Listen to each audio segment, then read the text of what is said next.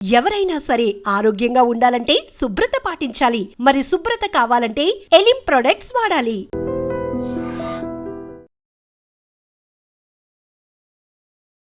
నమస్కారం, మన ఆయుర్వేదం ప్రోగ్రామ్కి అందరికీ స్వాగతం. సో ఈరోజు మనతో ఉన్నారు వంటింటి చిట్కాలకు కేరఫ్ అడ్రస్ అయిన చిట్టిబొట్ల మధుసూదన్ శర్మ గారు. సో వెయిట్ లాస్ గురించి చాలా ప్రయత్నాలు మనం చేస్తూ ఉంటాము.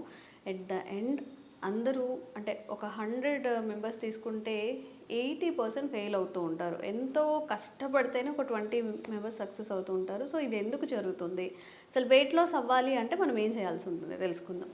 నమస్కారం అండి. నమస్తే.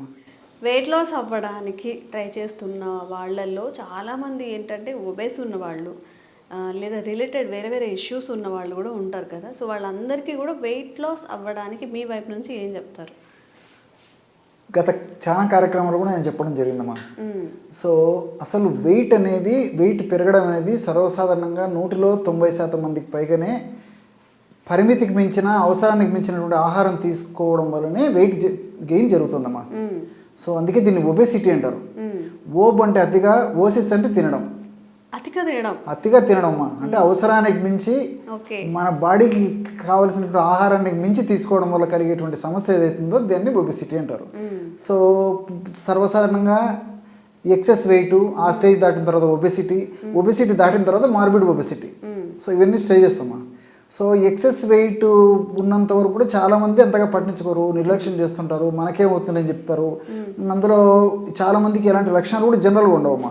ఆ ఎక్సెస్ వెయిట్ నుంచి స్థాయి దాటి ప్రమోషన్ అంటారు చూడమ్మా, ఒబెసిటీలోకి ఎంటర్ అయినప్పటి నుంచి మొదలైతాయి వాళ్ళకి. ఇంకా సో ఒబెసిటీలో కొన్ని సమస్యలు వస్తాయి. మార్బిడ్ ఒబెసిటీలోకి వచ్చేసరికి మరి అంటే ఉండవలసినటువంటి బరువు కంటే కూడా 20-25 కేజీలు దాటి బరువు పెరిగినటువంటి కండిషన్స్లో మార్బిడ్ ఒబెసిటీ అంటారమ్మా. సో వాళ్ళకి ఒబెసిటీ స్టేజ్లోనే మరి బీపీలు, షుగర్లు, హార్మోనల్ ఇంబ్యాలెన్సెస్, మోకాళ్ళ నొప్పులు, తర్వాత ఈ మెదడుకు సంబంధించిన సమస్యలు కలిగితే మార్బిడ్ ఒబెసిటీ వచ్చేసరికి సమస్యలు మరింత జటిలమయ్యేటువంటి పరిస్థితి ఏర్పడుతుంది. లేకపోతే ఒబెసిటీలో ఇలాంటి సమస్యలు కొంతమందికి కొన్ని సమస్యలు రాకపోయినప్పటికీ మార్బిడ్ ఒబెసిటీ వస్తే మాత్రం 199% వచ్చేస్తాయమ్మా. సో జనరల్గా ఇదేమా తీసుకునే ఆహారం. రెండవది ఏంటంటే మనకి సెడెంటరీ లైఫ్ అయిపోయింది.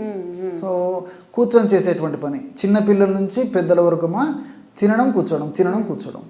సో ఇంట్లో కూర్చోవడమే, ఆఫీసులలో కూర్చోవడమే, మరొక చోట కూర్చోవడమే, స్కూల్లో కూర్చోవడం అయిపోయింది. మా బ్రెయిన్తో అంతే కదమ్మా, బ్రెయిన్తో వర్క్ ఉంది కానీ శరీరానికి వర్క్ లేదమ్మా. సో దీనికి తోడు అంటే 4 గోడల మధ్యలో జీవితం. సో ఏసీ ఎఫెక్ట్ కూడా, సో ఎయిర్ కండిషన్ మీద ఉండలేటువంటి పరిస్థితి ఏర్పడుతుంది. సో ఇలాంటి అనేక రకాల కారణాల వల్ల యాక్చువల్గా ఈ వెయిట్ పెరిగిపోవడం విపరీతంగా జరిగిపోతుందమ్మా. వీటికి తోడు fast foods, junk foods, bakery foods, ice creams, cool drinks, తర్వాత ఇవన్నీ కూడా ఈ పానీపూరీలు, పిజ్జాలు, బర్గర్లు ఒకటేమిటమ్మా, అన్నీ ఏవైతే మనం చెత్త ఫుడ్, జంక్ ఫుడ్ అని చెప్తామో వాటి వాడకం బాగా పెరిగిపోయింది. సో ఇంతకుముందు వారానికి ఒక్కసారి ఏదో కుటుంబ సభ్యులందరూ కలిసి బయటకు వెళ్ళేసి రెస్టారెంట్కి, హోటల్కి కలిసి తినేటువంటి పరిస్థితి ఉంటే ఈ రోజుల్లో వారానికి ఒక్కరోజు ఇంట్లో తినడం కష్టమైపోయిందమ్మా.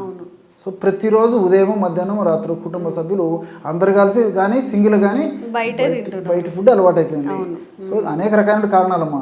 సో ఆర్థిక స్థితిగతులు మెరుగుపడిపోయినాయి, అదేవిధంగా సంపాదన మార్గాలు పెరిగిపోయాయి, అదేవిధంగా ఎంజాయ్మెంట్ సోర్సెస్ పెరిగిపోయాయి, రుచికరమైన పదార్థాలు మార్కెట్లో బయట దొరికేటువంటి పరిస్థితి ఏర్పడుతుంది.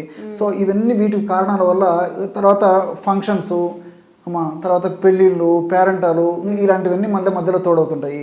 సో పండగలు ఇలాంటివన్నీ కూడా సో దీనివల్ల ఏమంటే తీసుకునేటువంటి ఆహార పదార్థాలు ఎక్కువైపోయినాయి. ఏ పరిస్థితులు కూడా ఎక్సర్సైజ్ లేకుండా అయిపోయింది. ఆహారమేమో అన్నెసరీ ఫుడ్, బాడీకి హాని చేసేటువంటి ఫుడ్ తీసుకుంటున్నాము, ప్లస్ ఎక్సర్సైజ్ లేకుండా తయారైపోయింది.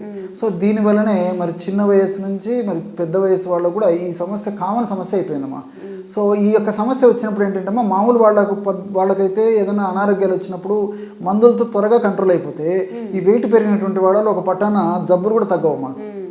హింసించి, పీడించి, బాధించి రకరకాల ఇబ్బంది పెడుతుంటాయి.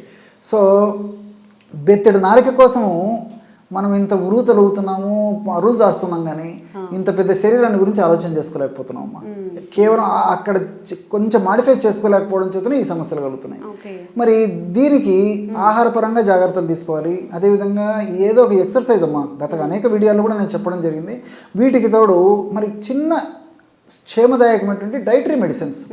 ఏదో వేలాది రూపాయలు, లక్షలాది రూపాయలు, కోట్లాది రూపాయలు ఖర్చు పెట్టుకొని అప్పుల పాలయ్యి లేకపోతే ఇంకొక రక పద్ధతిలో ఇబ్బంది పడేదానికంటే కూడా ప్రకృతి వైద్యంలో, ప్రకృతిలో భగవంతుడు ప్రసాదించినటువంటి, ప్రకృతి మాతం ప్రసాదించినటువంటి ఔషధాలపైన, ఆహార ఔషధాలపైన సరైన అవగాహన కలిగి ఉండి వాటిని సద్వినియోగం చేసుకోగలిగితే వెయిట్ క్రమక్రమంగా తగ్గిపోతుంది, క్షేమదాయకంగా తగ్గిపోతుంది, సైడ్ ఎఫెక్ట్స్ ఉండవు, అన్ని సైడ్ బెనిఫిట్స్ ఉంటాయి.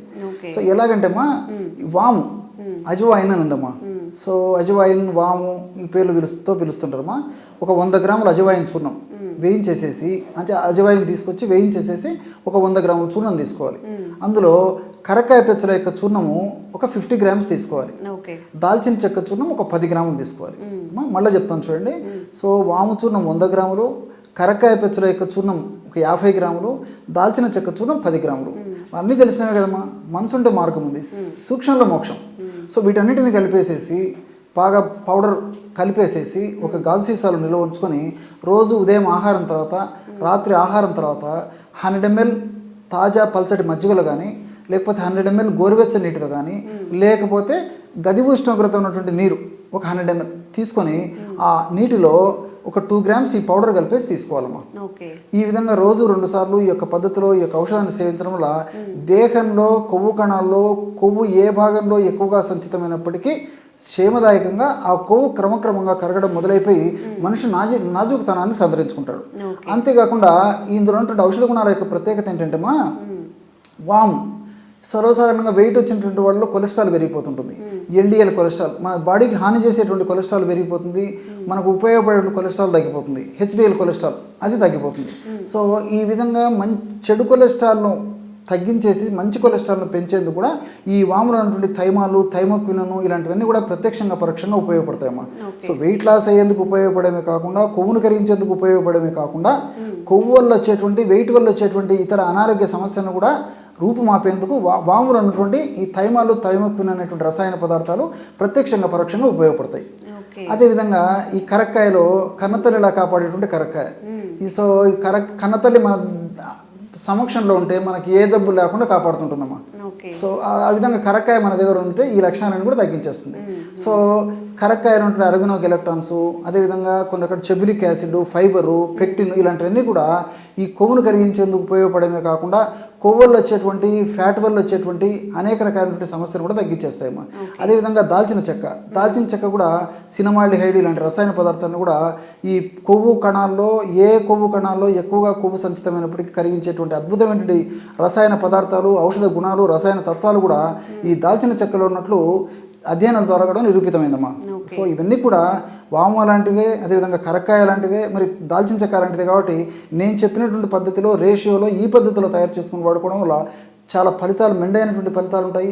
మరి ఈ ఔషధం అయిపోయిన తర్వాత మరలా ఫ్రెష్గా తయారు చేసుకొని వాడుకోవాలమ్మా. కాబట్టి నేను చెప్పినటువంటి పద్ధతిలో తయారు చేసుకోవాలి, ఇది అయిపోయిన తర్వాత ఫ్రెష్గా తయారు చేసుకొని వాడుకుంటున్నాను. ఈ విధంగా వాడుకోవడం వల్ల క్రమక్రమంగా వెయిట్ తగ్గిపోతారు ఏమా. అంతేకాకుండా వెయిట్ వల్ల వచ్చేటువంటి ఇతర ఉపద్రవాలు, ఈ కీళ్ళ నొప్పులు ఇలాంటివి కూడా తగ్గిపోతాయమ్మా. ఓకే, అన్నీ ఇంట్లో దొరికేవే, అంటే ఏదో పెద్ద ఫ్యాన్సీ ఐటమ్స్ కూడా ఏం లేవు. కాబట్టి చక్కగా డైలీ మనం యూస్ చేసే దాల్చిన చెక్క, అలాగే కరక్కాయ, వాము, ఈ మూడింటిని చెప్పిన రేషియోస్లో పౌడర్ చేసేసుకొని ఈక్వల్ క్వాంటిటీస్లో, అంటే మార్నింగ్ ఈవినింగ్ తాగడం వల్ల వెయిట్ లాస్ అవుతుంది అని చెప్తున్నారు. అండ్ ఇంకా ఎలాంటి వెయిట్ లాస్ ఇష్యూస్ మీరు ఫేస్ చేసినా కూడా కామెంట్ చేయండి, తప్పకుండా వీడియో చేసే ప్రయత్నం చేస్తాం. థ్యాంక్ యూ అండి. నమస్తే. Sir, one life lesson what medicine has taught you. Whatever you can do without expecting. But I really believe మన పాజిటివ్ యాటిట్యూడ్ ఉంటేనే మనం ఏదైనా సాధించగలం. గట్ని మనం కరెక్ట్గా డీల్ చేసినట్లయితే అది మనకి పాజిటివ్ హార్మోన్స్ని రిలీజ్ చేస్తుంది. షుగర్ వచ్చిన వాళ్ళ పరిస్థితి ఏంటి? పొట్ట దగ్గర పెరిగితే దాన్ని ఆండ్రాయిడ్ అంటారు, ఆండ్రాయిడ్ ఫోన్ కదా. అసలు థాట్స్ ఎందుకు వస్తాయి? బ్రెయిన్ డెడ్ అంటే దానికి ప్రపంచం అంతా కూడా కొన్ని నిర్దిష్టమైనటువంటి లక్షణాలు. మానసికంగా ధైర్యంగా ఉంటే క్యాన్సర్ జయించవచ్చు. You are a doctor for a cause sir, అంతే. వాళ్ళకి వచ్చిన ఆదాయం కాకుండా ఫ్రీ సర్వీస్ ఎంతమందికో చేస్తారు.